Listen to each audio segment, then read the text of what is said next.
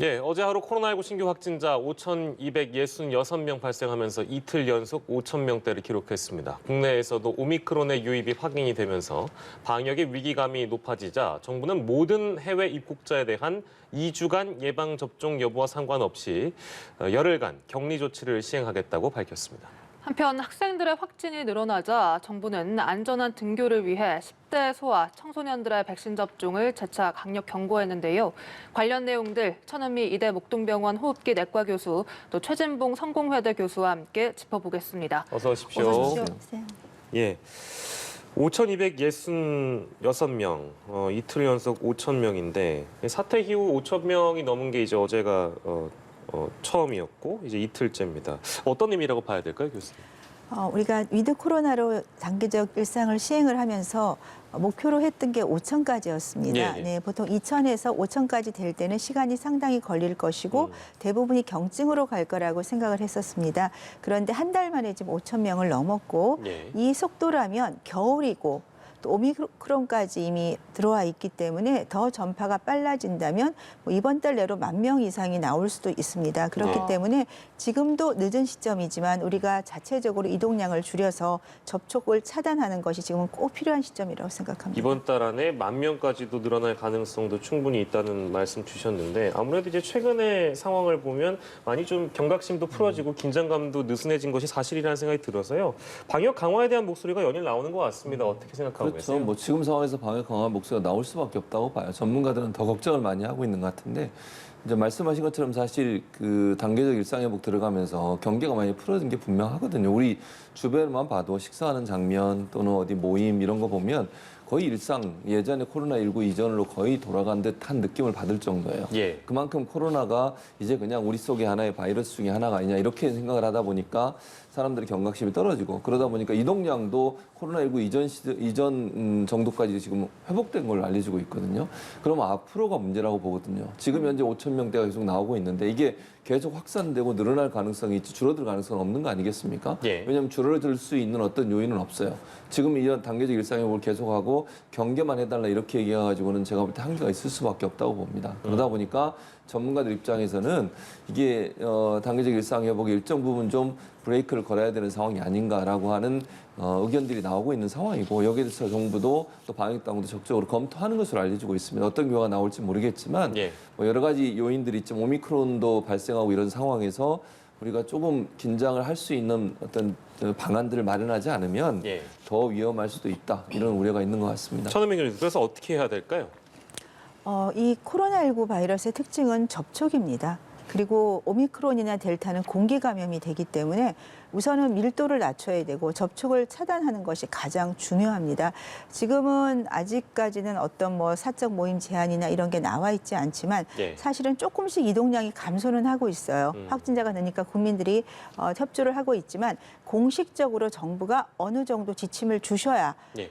모임을 안 갈 수가 있죠. 그렇습니다. 네, 그리고 가족들도 접촉을 하시는데 가족이 한 명이 감염이 되면 지금은 우리나라 구조상 가족이 전체가 감염이 될 위험이 굉장히 높고 예. 가족 감염은 30% 이상 감염이 되는 게 이미 다 알려져 있어요. 그렇기 때문에 이번에 오미크론이 들어온 경우도 보시면 이 확진된 부부보다는 지인이 지금 더 문제가 되거든요. 예. 근데 그 이유가 차량을 탈 때 아마 마스크를 안 썼을 겁니다.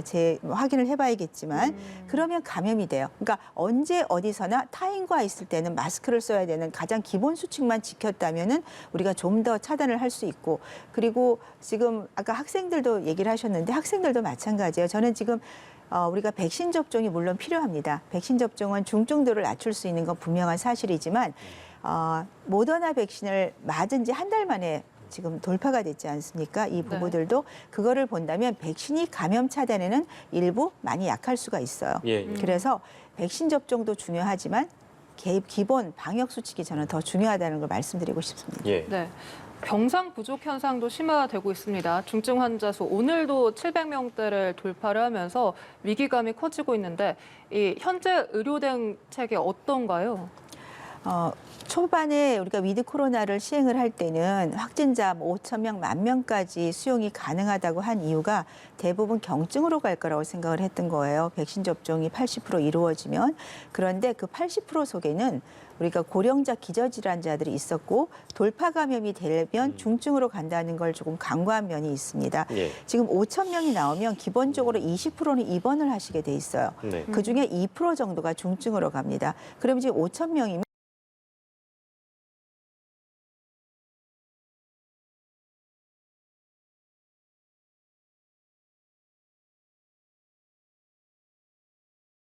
자들 위주로 병상에 입원을 하셔야 되는데 병상이 없다 보니까 지금 재택을 시키는 거예요. 예. 네, 재택에서 고령자들은 중증으로 가실 수 있죠.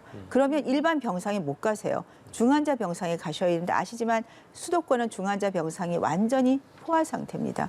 그래서 초기 치료를 통해서 중증을 안 가게 하는 게 제일 중요하고 예. 저는 재택을 늘리기보다는 생활치료시설을 늘리셔서 50대 이상은 생활치료시설에서 항체치료제 투여를 통해서 초기에 치료를 하게 되면 순환이 훨씬 빨라질 수 있어요. 그리고 일반 병상은 우리가 큰 컨벤션 체육관을 통해서 만들게 되면 고령자들은 바로 입원을 하시게 되면 중증이 가지 않을 수 있죠. 그러니까 훨씬 효율적인 방안은 중환자 병상은 만들기도 어렵고요. 예. 중환자는 일반 의료인이 못 보세요. 특수 인력이 봐야 되고 겨울이 되시면 이런 상급 종합병원에 전공의가 빠집니다. 3년 차가 없어요, 내과가. 그러면 이 의료 인력이 너무 부족해지기 때문에 예. 저는 병상이나 생치를 늘리시고 중환자 병상을 최대한 보존하는 것이 예. 지금의 해법이라고 생각합니다. 그렇군요. 재택 치료에 대한 얘기가 워낙에 많이 나와서, 근데 물론 이게 이제 치료에 대한 개념보다는 관리의 개념에 가깝다. 이제 그런 많은 전문가들의 말씀이 있어 왔는데요. 근데 이 재택 치료에 대한 어떤 그 안에서 벌어진 일정 부분 기준이라든지 이런 것들이 조금 혼돈이 있을 것 같습니다. 재택 치료에 대한 어떤 보완 대책들도 많이 필요한 것 같다는 생각이 드는데요. 어떤 말씀 좀 주시겠어요? 원래는 재택을 할 때 초반엔 1인 가구에서 50세 미만의 아주 경증 무증상만 했기 때문에 거기에서 이송하는 환자들이 한 자릿수였던 거예요. 근데 예. 지금은 전체를 다 하고 있죠. 그중에는 굉장히 혼자 사시면서 몸 상태가 안 좋은 분 같은 경우에는 알람 시스템이 있어야 됩니다. 본인이 갑자기 호흡곤란이 왔는데 전화를 해도 연결이 대부분 잘 안 되거든요. 네. 그럴 때는 움직임을 체크하는 알람 시스템이나 본인이 스위치만 누르면 보건소에 연결이 되게 하는 시스템이 필요할 것 같고요. 특히나 이제 가구 많은 사람들이 살고 있는 가구에 아이들이나 고령자가 있는 경우에는 재택을 하시면 안 돼요.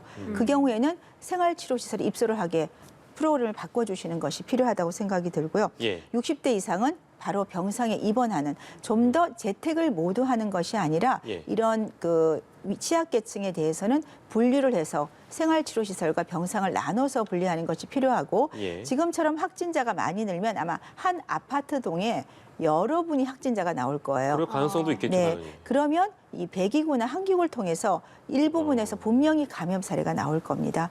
네, 그런 점에 대해서 정부가 보완 정책이 필요하다고 생각합니다. 예. 네.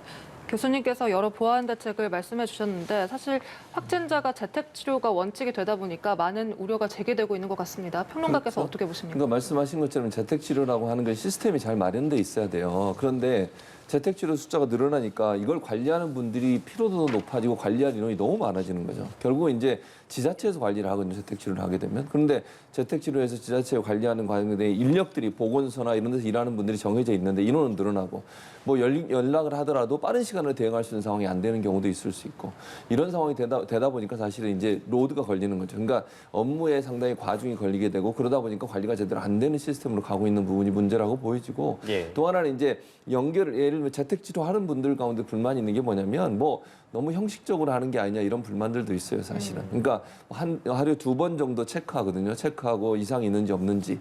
그리고 이제 본인이 직접 앱에다가 이제 관리를 해서 이제 올리고 이런 건데 이런 부분들이 만약의 경우에 위급한 상황이 됐을 때 즉각적인 대응이 가능하냐 하는 부분. 예. 이런 부분에 대한 의문이 많이 있어서 이 부분은 좀 보완이 필요한데 문제는 인력이에요. 그러니까 보완을 하더라도 이걸 담당할 수 있는 인력들, 전문 인력들이 많이 배치가 되는데 그걸 하루아침에 늘릴 수 있는 상황은 아니거든요. 그러니까 문제는 우리가 현재 운영하고 있는 인력 범위, 인력 안에서 숫자가 가능한 숫자의 범위를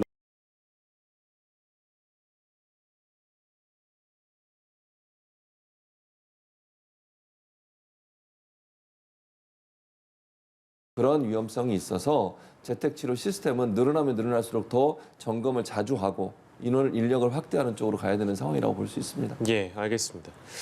오미크론 얘기를 좀 해보도록 하겠습니다. 국내 유입이 공식적으로 확인이 됐는데 이제 어제 속보로 전해졌던 내용이었죠. 총 5건이고요. 나이지리아를 방문하고 돌아온 부부와 지인 3명 그리고 2명이 또 추가로 감염이 됐습니다. 지역사회 전파 가능성에 대해서 어떻게 생각하시는지요? 저는 이미 됐었다고 생각합니다. 이미 되어 있단 말씀이시죠? 네네.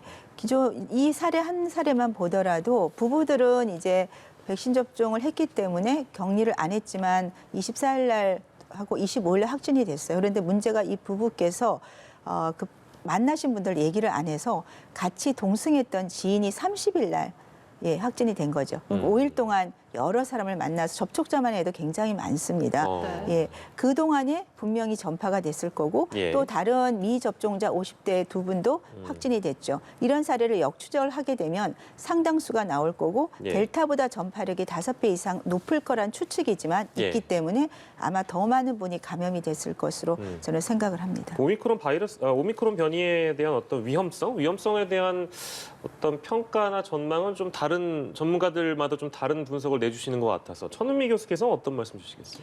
우선은 전파력은 높을 것 같아요. 예. 왜냐하면 그 바이러스 기전 자체가 그 돌기 단백질에 수용체에 접합하는 부위가 델타가 2개가 되니 10개거든요. 그 5배 이상 변이가 많기 때문에 그만큼 침투력이 빠를 것이다. 예. 그리고 이미 변이가 많이 됐으니까 기존의 항체 치료제나 백신에 의한 항체의 결합력이 떨어져서 백신의 회피가 높을 것이라는 거는 추측이 됩니다. 예. 다만 전파력이 높아지니까 지금 나오신 분들 증상이 대부분 경증이 많다는 일부 보고가 있어서 예. 물론 젊은 층이지만 증상이 좀 약하지 않을까. 그러면 도리어 뭐 크리스마스 선물 이런 얘기가 나오는 게 그 얘기거든요. 예. 네, 그럴 수도 있겠지만 그거는 고령자 기저질환자들이 아직 증상에 대한 보고가 없기 때문에 예. 저는 지켜봐야 될 것 같습니다. 예.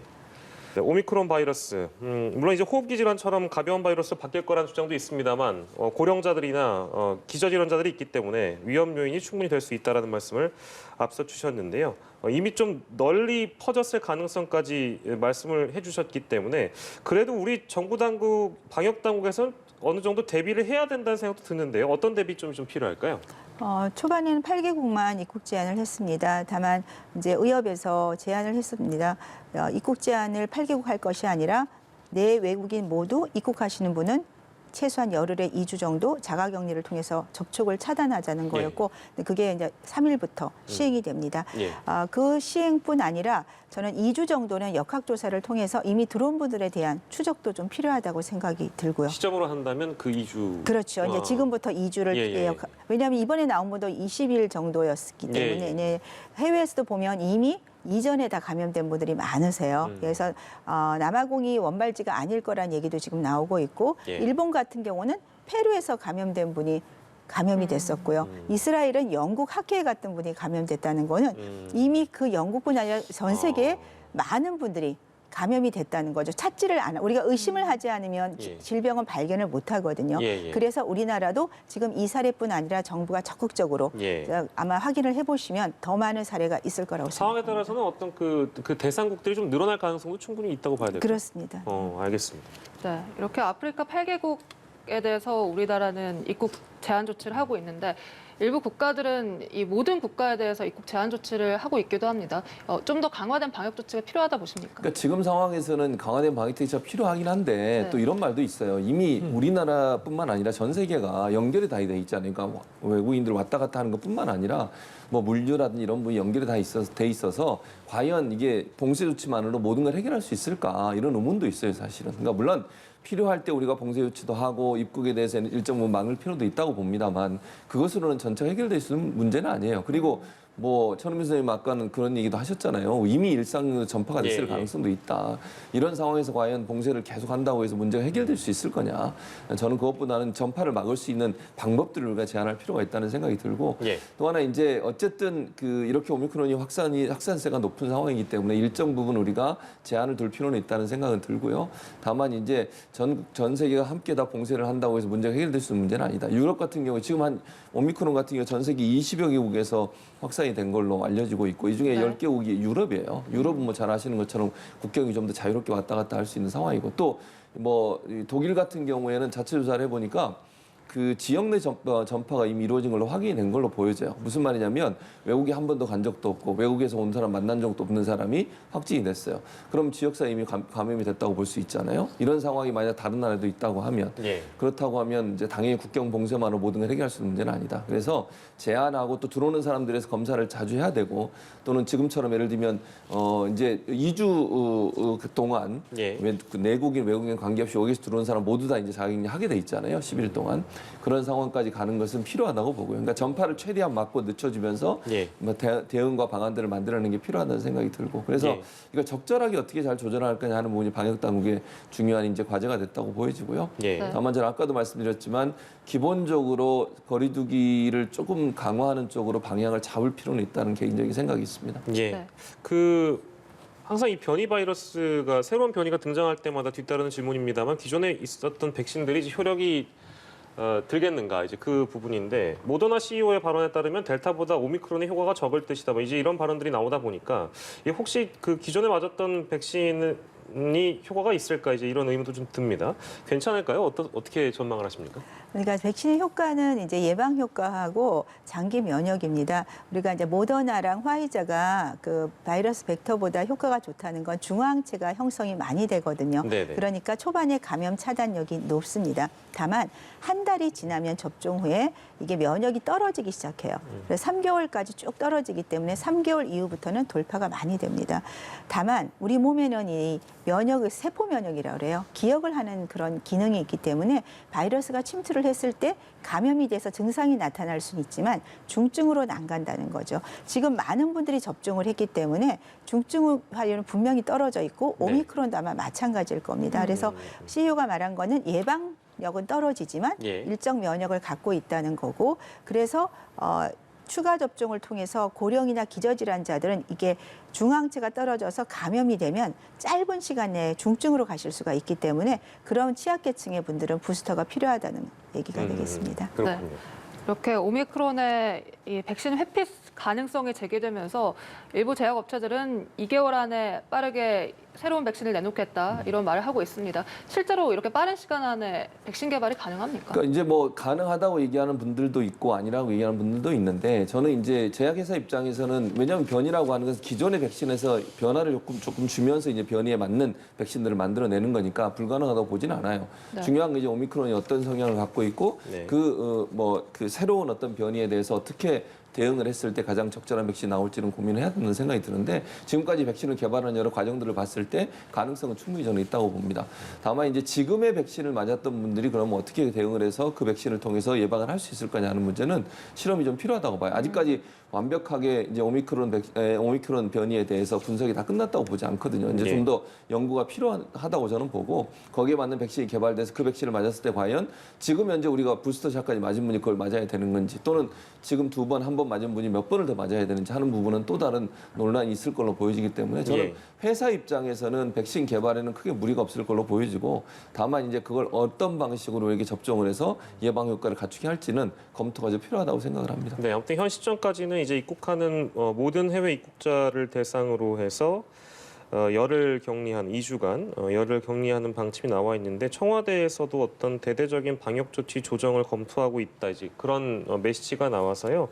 오미크론 확산에 대비하고 있다는 메시지로 해석을 해도 될까요? 어떻습니까? 네, 오미크론에 대한 TF팀을 아마 구성하는 것 같습니다. 지금의 이제 입국 제한뿐 아니라 국내에서 어떤 방식으로 이걸 차단할지에 대한 거기 때문에 거기에는 아마 의료 대응뿐 아니라 거리두기나 이런 방역 대책도 아마 같이 포함이 되지 않을까 생각합니다. 네, 청와대가 어떤 또 발표를 하는지 좀 기다려 보도록 하고요. 그리고 FDA에서 먹는 코로나 경구용 코로나 치료제에 대한 긴급 사용 승인을 권고를 했는데 이게 뭐 물론 그 오미크론 변이인데 최근에 이제 알려졌던 변이이기 때문에 기존에 이 경구용 치료제가 우리가 알고 있는 이 델타 변이 혹은 확진자에게는 효력이 있을 거라는 전망은 있었습니다만 오미크론한테는 또 괜찮을까 뭐 이런 전망 이런 분석들이 좀 뒤따르는 것 같아요. 어떻게 생각하세요? 네, 백신은 우리가 이 바이러스 스파이크 단백질에 붙어서 블록과 방해를 하는 거기 때문에 이 변이가 생기면 잘 접합이 안 되니까 예. 백신이 회피가 되기 있는 거죠. 네. 하지만 이 경구 치료제는 독감의 타미플루는 우리가 백신은 매년 다른 백신을 맞지만 예. 독감이 걸리면 타미플루를 복용하는 먹는 양은 거죠. 똑같다는 말씀. 그거랑 똑같습니다. 왜냐하면 이 경구 치료제는 몸에 바이러스가 이미 들어와서 복제를 할 때 복제를 억제하는 작용을 갖고 있어요. 그렇기 때문에 이미 어떤 변이가 와도 이미 몸에 들어오면 똑같죠. 그러면 복제를 방해하는 거기 때문에 예. 효과가 있을 것이다. 다만 지금 우리가 좀 기대했던 머크의 이 몰리피라비르가 초기에는 50% 정도 효과가 있다고 했는데 지금은 30%로 떨어졌고 예. 또 약간 복제 방해 과정 중에 돌연 변이를 유발하기 때문에 임산부라든지 임신을 계획하는 사람은 복용을 하지 말라는 그런 제한이 있어서 예. 저는 머크도 물론 들어오면 고령층 고위험군 중심으로는 투여가 돼야 된다고 생각하지만 파이자가 좀 더 효과적이에요. 왜냐하면 파이자는 원래가 이 코로나19 바이러스에 타겟을 해서 만든 경구 치료제고요. 네. 머크의 약제는 독감을 타겟으로 했던 치료제입니다. 아, 좀 다르군요. 네, 그래서 훨씬 효과가 파이자가 좋다고 생각이 들고 예. 또 파이자는 그 변이 돌연 변이에 대한 그런 아직 보고가 없기 때문에 예. 하지만 이 약제는 아마 2월 정도가 돼야지 우리가 사용이 가능할 것 같습니다. 예, 그리고 예. 한 89% 거의 90%에 가까운 효과를 갖고 있다는 건 독감의 타미플루 못지않은 효과가 있기 때문에 조금 우리가 기대를 해도 되겠지만 예. 아직은 좀 결과는 지켜봐야 될 것 같습니다. 예. 사실 이 먹는 코로나19 치료제가 그동안 게임 체인저가 될 것이다 이런 전망이 굉장히 많았는데 이렇게 효과가 떨어진다는 연구 결과가 나왔어요. 그러니까 만약에 이제 그게 효과가 떨어지고 실제적으로 효과가 없다고 하면 사실은 게임 체인저가 될 수 있는 상황은 아니라고 보이죠. 다만 그럼에도 불구하고 우리가 하나의 또 다른 도구를 가졌다는 것도 중요하다고 저는 생각해요. 없는 것보다 나은 거예요. 그러니까 예를 들어서 효과가 특정 어떤 계층이나 특정 사람들에게 제한적이라 하더라도 이 치료제가 있다고 하는 것은 우리가 코로나를 대응할 수 있는 하나의 또 다른 무기를 가진 건 분명하잖아요. 그런 점에서 본다면 우리가 이 부분은 뭐 긍정적으로 평가할 부분이 저는 있다고 보고 또 하나 개발하는 업체 입장에서는 이래 새로운 어떤 변이가 나왔을 때 이걸 극복하고 또 새로운 변이에도 강한 어떤 치료제를 만들어내는데 개발을 더 하지 않겠어요? 그리고 하나의 약이 개발되면 그와 관련된 개발은 더 빨리 진행될 수 있어요. 처음에 만드는 게 힘든 거지. 네. 그런 차원에서 본다고 하면 일부 제한적인 부분이 있고 약효가 좀 떨어지는 부분이 있다 하더라도 이걸 만든 자체는 저는 긍정적으로 평가하고 앞으로도 이와 관련돼서 다양한 제약업체들이 더 많은 이제 좋은 백신들을 개발할 수 있는 기회를 가질 수 있다고 보여지기 때문에 백신이 아니고 참 치료제를. 예, 예. 치료제 자체의 개발은 우리가 이제 긍정적으로 평가해야 된다고 저는 보고요. 이제 필요한 부분이라면 조금 다양한 형태의 변이에도 다 적용이 가능한 즉 치료할 수 있는 치료제 개발에 제약회사들이 적극적으로 나서지 않을까. 우리나라도 지금 개발을 하고 있거든요. 예. 그래서 그런 부분들이 적용될 수 있는 약이 개발되기를 기대해야 되겠죠. 예. 확진자의 상황은 이틀째 5천 명을 넘어가고 있고 오미크론 변이 바이러스의 국내 유입 소식까지 더해지면서 아무튼 상황이 엄중해지고 있는데 학생 확진자의 발생률을 보면은요 성인을 추월했습니다. 단계적 일상회복 이후에 그렇게 됐기 때문에 걱정이 많으시겠죠? 학부모님들뿐만 아니라 교육당국에서 걱정이 많으셔서 어제 정경 질병관리청장과 유은혜 교육부 장관이 기자회견을 열었는데 어떤 내용들이 나왔습니까? 교수님? 일단 우려를 표명했어요. 지금 말씀하신 것처럼 3,000명, 4,500명이 지금 넘어가고 있는 상황 아니겠습니까? 학교는 학생들이 안전하게 공부하고 또 다른 학생들과 교류하고 이럴 수 있는 기관인데 이제 이런 주변 환경 때문에 학생들이 위험한 상황에 빠질 수 있다고 하는 그런 경각심을 얘기를 했고 그래서 일단 중요한 건 생활 방역 수칙을 잘 지키는 게 첫째는 중요하고 그다음에 두 번째 접종인데 예방 접종 같은 경우에는 이제 본인의 의사에 반해서는 예방 접종을 하지 않아요. 그러니까 백신 접종 같은 경우 본인이 원할 때 하고 학부모가 원할 때 하는 거지 그냥 할 수 없거든요. 그러니까 좀 더 독려하는 쪽으로 어제 이제 인터뷰가 이루어졌고 기자회견이 이루어졌고요. 그다음에 이제 또 하나의 방안으로 찾아가는 접종을 하겠다고 얘기를 했습니다. 이제 학교 현장으로 직접 들어가서 설득하고 또 이 백신의 안전성에 대해서도 얘기하고 이러면서 학생들이 더 많이 접종할 수 있도록 만들어서 예. 방역 체계를 좀 강화하는 쪽으로 가겠다고 얘기를 했고요. 그런 상황에서 이제 방역 지침을 또 보완하겠다고 했습니다. 신속하게 대응할 수 있는 시스템을 만들겠다. 왜냐하면 이제 점점 학생들의 어떤 그 감염이 확산되고 있는 상황이기 때문에 이런 예. 일이 더 확산되지 않도록 하기 위해서는 학교 자체에서 아까 말씀드린 방역수칙 제대로 지키고 만약에 의심 증상이 있으면 바로바로 검사 받고 격리하고 이런 일이 자연스럽게 이루어질 수 있도록 하는 그래서 방역 당국과 교육부 그리고 학교 간의 유기적인 연결 체계를 만들겠다고 하는 것이 교육부의 대응이다 대책이라 말씀을 하셨고 예. 뭐 유은혜 장관은 그런 얘기를 하더라고요. 만약에 좀 단계적 일상 회복이 강화되더라도 예. 예를 들면 단계적 일상 회복이 좀 더 강화된 단계적 일상 회복을 하더라도 학교는 일단 정상 운영하는 쪽으로 방향을 잡고 있다라고 발표를 했습니다. 예. 네. 또 궁금한 것이 의료인 입장에서는 10대들이 접종을 하는 것이 이득일까요? 아니면 하지 않는 것이 더 나을 걸까요? 궁금합니다. 보통 이제 10대 청소년들을 자녀로 둔 부모님의 경우에는 뭐 우리 예전부터 그런 보도가 많이 나왔습니다만 이제 좀 젊은 분들이나 학생들의 경우에는 10대 특히 학생들의 경우에는 건강하다 보니까 이제 코로나 바이러스가 몸에 들어왔다고 하더라도 그냥 지나갈 수 있는 거죠. 감기처럼 그냥 가볍게 앓고 지나갈 수 있는 이런 이제 말씀들을 많이 해주셨는데 부모님 입장에서는 백신 맞고 나서 뭐 예를 들어서 뭐 부작용이 있다라든지 뭐 이제 그런 것들이 좀 두렵다기 보니까 우리 아들 딸들은 별로 맞히고 싶지 않다. 너는 안 맞는 게 낫지 않을까? 뭐 이제 이런 얘기들을 많이들 하시는 것 같아요. 그렇기 때문에 백신 접종률이 좀 저조한 건지 모르겠습니다만 이제 이런 배경들까지 포함한다면 어떤 말씀들을 좀 그 의료인 입장에서는 해주시고 싶으신지요? 네, 뭐 의료인 입장이고 또 부모님 입장에서 예, 예. 말씀을 드리면요. 지금 이제 접종률이 12세, 17세 한 25% 정도밖에 안 됩니다. 그 말은 접종을 하긴 해야 되겠는데 확진자가 늘고 있으니까. 예. 그렇지만 부작용 사례에 대한 걱정은 분명히 있어요. 말씀하신 대로 이 청소년 때는 어릴 때 코로나19 감기 바이러스에 감염이 한두 번은 대부분 되거든요. 예. 그러면 교차 면역 반응을 갖고 있기 때문에 예. 가볍게 앓게 되는 거죠.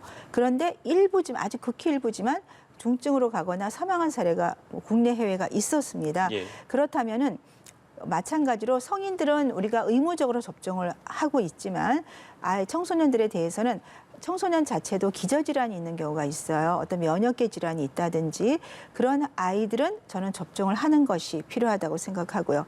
그 이외의 경우에는 본인이 접종을 원하는 분은 하시고 원하지 않는데 강제성을 띠기보다는 나는 도리어 방역을 더 잘 지키겠다. 그런 경우에는 이제 다중이용시설을 안 가고 뭐 마스크를 항상 철저히 쓰고 손위생을 하면서 자연스럽게 이게 마스크를 쓰는 경우에 감염이 되는 경우가 있거든요. 예. 그런데 굉장히 약하게 앓습니다.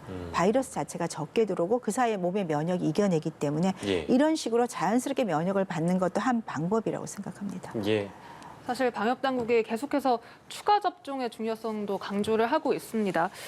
오늘 오전 11시 기준으로 접종 완료율이 드디어 80%를 돌파를 했고 추가 접종률은 어떻습니까? 어떻게 나옵니까? 추가 접종률이 좀 낮아요. 대상자 지금 모든 사람이 추가 접종을 할 수 있는 건 아니에요. 저도 아직 대상은 아닌데 대상자에 비해서 접종한 사람이 22% 정도 돼요. 그러니까 뭐 많은 사람이라고 볼 수 없죠. 그냥 기존에 1, 2차 맞을 때보다는 접종이 좀 떨어지는 게 분명해요. 근데 왜냐하면 일반적으로 생각할 2번 맞았으면 됐지 또 맞아야 되나 이런 생각을 가시는 것 같은데 지금 상황을 보면요.